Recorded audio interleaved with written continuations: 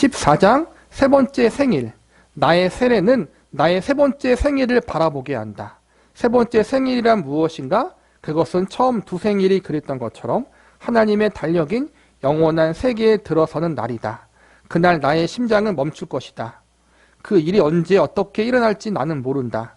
그날에 대해 어떤 경고가 있을지 아니면 없을지 나는 모른다. 59세에 일어날지 95세에 일어날지 집에서일지 병원에서일지 아니면 노상에서 일어날지 모른다. 평화로울지 괴로울지 전도서 12장에 묘사된 것처럼 노안으로 운명할지 치명적인 질병 때문일지 폭력이나 살인에 희생될지 혹 이 세상을 심판하러 오시는 그리스도의 재림을 맞을지는 나는 모른다. 내가 아는 것이라곤 오직 언젠간 어떤 식으로든 나의 심장이 멎을 것이며 그 날이 나의 진정한 세 번째 생일이 된다는 것이다. 첫 번째 생일은 내가 엄마 뱃속에 태어나는 것이고 두 번째 생일은 예수님 안에서 새롭게 태어나는 날이고 세 번째 생일은 제임스 패커 목사님 말에 빌리면 내가 죽어서 주님께 가는 날이 세 번째 생일이라는 거예요. 그 죽어서 주님께로 가는 그 날이 어떻게 될지는 아무도 모른다라는 거예요. 우리는 보통 노년을 위해서 열심히 기도하고 준비하면은 우리가 그래도 좋은 노년을 맞이할 거라고 생각하지만 근데 우리가 우리 가족들을 보면 대부분 건강하게 사시다가 건강하게 돌아가시는 경우는 없잖아요. 그렇죠? 혹은 병에 걸려 돌아가시든지 불의의 사고로 돌아가시든지 어릴 때는 저는 그런 생각을 했었어요. 나이를 많이 먹어서 노년을 위해서 기도를 많이 하신 분들은 평안하게 다 가신다고 전 그렇게 믿었고 그렇게 배웠어요. 그런데 현실을 지금 보니까 아니더라고. 믿음이 좋았던 목사님들도 병에 걸리거나 사고를 당해서 죽으시기도 하고 오랜 시간 병을 앓고 누워 계시다가 돌아가시고 그런 경우도 많고 치매에 걸리기도 하고 믿음이 좋고 기도를 많이 한다고 해서 우리가 평안한 죽음을 맞이하는 건 아닌 것 같아요. 우리가 사는 이 땅은 죄악된 세상이기 때문에 여러 가지 앞에 나왔던 것처럼 뜻하지 않는 여러 가지 불행한 일로 인해서 죽음을 맞이할 수도 있다. 그런데 중요한 건 어떻게 죽음을 맞이했든지 우리가 죽으면 우리의 영혼은 하나님 앞에 가게 된다. 이 사실을 기억한다면 우리가 어떠한 죽음을 맞이하는 것 때문에 우리가 시험에 들거나 낙심할 필요는 없는 것 같아요. 특별히 남겨진 사람들이 사랑하는 일을 먼저 떠나보낼 때 우리는 평안하게 돌아가시는 걸 바라지만 그러지 않을 때가 많잖아요. 사실은. 그것 때문에 우리 부모님은 정말 신앙생활을 열심히 했는데 왜 마지막에 이렇게 불행하게 돌아가실까? 질병에 고통스럽다가 돌아가실까? 불의한 사고로 돌아가실까라는 생각으로 자녀들이 주변 가족들이 시험에 들 수 있는데 그것 때문에 시험에 들지 말라는 거예요. 어떤 사고를 당하든지 어떠한 죽음을 맞이하든지 마지막에는 믿는 자는 하나님께로 가기 때문에 그래서 세 번째 생일이라는 거예요. 기쁜 날이라는 거예요. 오히려. 근데 남겨진 사람은 기뻐할 수 없어요. 당연히 슬퍼할 수밖에 없지만 당사자는 기쁜 날이라는 거예요. 주님께로 가니까. 그러한 마음을 그러한 믿음을 가지고 우리가 죽음을 준비해야 되는 거예요. 다가올 삶. 나의 다른 두 생일은 무엇인가? 첫 번째 생일은 내가 어머니의 자궁에서 나와 이 물질 세계에 속하여 보고 느끼고 먹고 소리 지른 때였다. 두 번째 생일은 18년이 지나 영적 어두움에서 깨어나와 하나님의 구원과 나를 향한 그리스도의 사랑을 보고 느끼고 먹고 외친 때였다. 이미 알고 있겠지만 내가 여기서 생일이라고 말하는 것은 기념일이 아니라 내가 이전에는 상상도 하지 못했던 하나님의 선물을 즐기기 시작한 날을 뜻한다. 내 심장이 멎는 그날, 그것이 하나님의 선물이 되는 때가 곧 다가올 것이다. 내가 이 세상을 떠나는 날이 진정으로 나의 세 번째 생일이 되는 것도 바로 그런 이유에서다. 무디는 이렇게 말했다. 언젠가 사람들이 무디가 죽었다고 당신에게 말할 것이다. 당신은 그 말을 믿지 말라. 그날 나는 보좌 앞에 설 것이다. 이제까지 살았던 것보다 더 생생하게 살아있을 것이다. 그렇다? 나도 그럴 것이다. 한 친구는 이렇게 썼다. 오 하나님, 제가 당신께 내 인생의 주관자, 나의 주님이 되어달라고 청했다는 사실 때문에 저는 너무나 기쁩니다. 죽음, 곧 이 세상에서의 삶의 끝을 선택하는 것이 내게 달려있지 않아서 너무나 위안이 됩니다. 내가 인간의 때문에 나도 모르는 어리석음 때문에 그날을 아예 택하지 못할지도 모르기 때문입니다. 진정으로 죽음은 적은 것이 아니라 더 많은 곳으로 들어가는 문이기 때문입니다. 모자라는 것이 아니라 더 넘치는 것, 줄어드는 것이 아니라 더 많아지는 것, 비어지는 것이 아니라 더 채워지는 것, 초상날이 아니라 생일날이기 때문입니다. 옳은 말이다.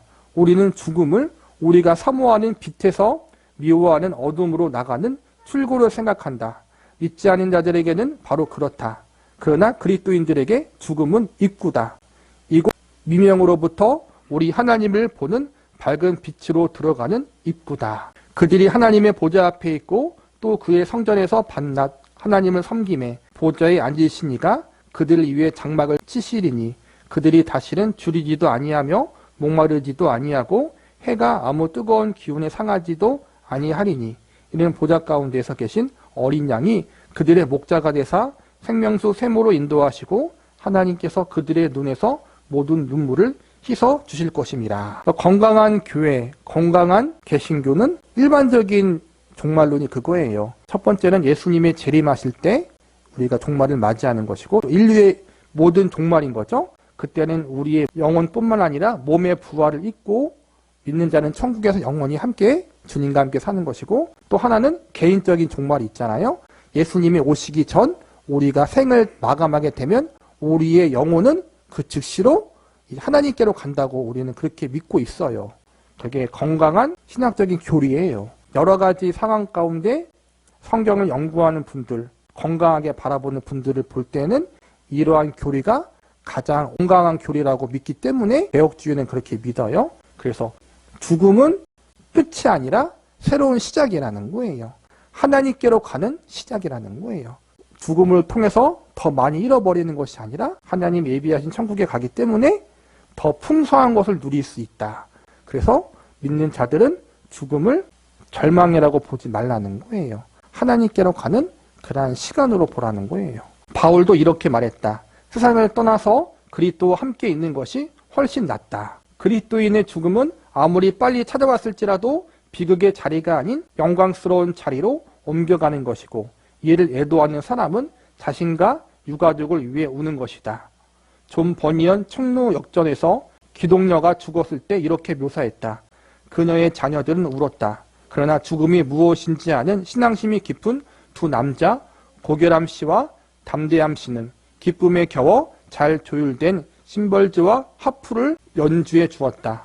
또 조지 맥도널드는 하나님이 아시는 것처럼 우리가 죽음을 안다면 우리는 박수 칠 텐데 라고 말했다. 부모님이 돌아가시고 사랑하는 이가 먼저 세상을 떠나면 당연히 슬플 것 같아요. 슬프죠, 그거는. 우리가 사랑하는 사람과 한 달, 1년만 떨어져도 쉽게 얘기해서 자녀가 군대 가도 슬프잖아요. 2년 동안 헤어져도. 근데 어쨌든 살아생전은 헤어지는 거기 때문에 슬플 수밖에 없죠. 그러나 믿음으로 그걸 이겨내는 거란 말이에요. 왜냐면은 사랑하는 이가 죽었을 때 끝이 아닌 걸 알기 때문에 먼 훗날 우리가 예수님 안에서 다시 천국에서 만날 것을 알기 때문에 슬픔을 이겨낼 수 있다는 거예요. 그리고 죽음을 맞이하는 당사자 역시도 내가 주님께로 가는 것이기 때문에 그 죽음의 두려움을 이겨낼 수 있다는 거예요. 사도 바울도 그렇게 얘기했어요. 로마 감옥에 갇혔을 때 죽을 수도 있고 어떻게 될지 모르는 상황 속에서 이렇게 말하는 거예요. 내가 차라리 죽는 게 훨씬 낫다. 왜냐하면 죽으면 내가 바로 주님께로 가기 때문에. 그런데 그것보다 지금 현재 살아서 교회를 세우는 것이 중요하기 때문에 내가 살아있는 것이 너에게 유익할 것이다. 소망의 표시. 나는 이 모든 것을 어떻게 알 수 있을까? 첫째, 성경에서. 둘째, 나의 세례에서 알았다. 유대인은 해양 활동에 익숙하지 못했다. 그래서 성경에서 물은 종종 혼돈이나 죽음의 상징으로 나타난다. 물이 내 머리 위로 넘치니 내가 스스로 이르기를 이제는 멸절되었도다 하도다. 따라서 세례 때 물 아래에 있는 것은 육체적으로는 물론 도덕적으로 회개와 자기 부정으로 예수님과 함께 죽는 것을 의미하며 물속에 들어가는 것이 회개하는 것과 자기 부정과 예수님과 함께 나의 죄악된 모습이 죽는 걸 의미한다는 것이고 물에서 나오는 것은 현재의 영적 부활의 증거일 뿐 아니라 죽은 뒤 몸이 부활하여 영원히 예수님과 함께 산다는 표시이다. 물 위로 나온다는 것은 내 죄가 용서받고 예수님 안에서 하나님의 자녀로 새롭게 태어났다는 것을 상징하고 동시에 내가 먼 훗날에 재림하실 때 몸의 부활을 입고 영원히 산다는 것을 상징적으로 이야기해 주는 것이란 말이에요. 그리고 또 하나는 우리가 예수님이 오기 전에 먼저 개인적인 종말을 맞이해도 우리의 영혼은 주님께로 간다. 주님과 함께 산다라는 것을 세례라는 의식 속에서 발견할 수 있다는 거예요. 그 의미를. 그러므로 세례 의식은 새 생명의 선물이 사형 선고를 무효화하여 죽음이 기쁨을 말살하지 못한다는 하나님께 받은 약속을 행동으로 보여주는 예식이다. 그리고 하나님의 종인 목사가 내게 세례를 베풀 때 내가 순순히 따랐다는 사실은 나를 본향으로 데려가시는 하나님의 은혜에 나를 맡겨야 한다는 점을 가르쳐준다. 나의 세례로 하나님이 내게 하신 약속은 내가 죽을 때까지 그리고 그 이후 주 예수께서 나를 그분에게로 데려가는 날까지 유효하다. 가장 좋은 것이 아직 남아있습니다라고 쓴 브라우닝의 말은 옳다. 나의 세 번째 생일은 아직 오지 않았다. 가장 좋은 건 아직 남았다라는 거예요, 여러분. 그러니까 실망하거나 낙심하지 말라는 거예요. 현실은 특히 이제 우리 어른들은 몸의 연약함 때문에 많이 힘드시잖아요, 그렇죠? 우울감도 생기고 또 거기에다가 경제적 어려움도 생기고 또 가족들이 문제를 일으키고 살 소망이 없어요, 그렇죠? 그럴 때가 있어요. 그런데 감사한 건 우리에게 더 좋은 날이 아직 기다리고 있다는 거예요. 주님 만날 그날이 기다리고 있다는 사실을 기억하면서 현실의 문제는 완벽하게 해결될 수 없어요. 사실은 하나 문제가 해결되면 또 하나 문제가 터지고 또 이 문제가 어느 정도 봉합되면 또 다른 문제가 생기고 참 그래서 세상을 바라보면은 우리가 기뻐할 낙이 별로 없어요.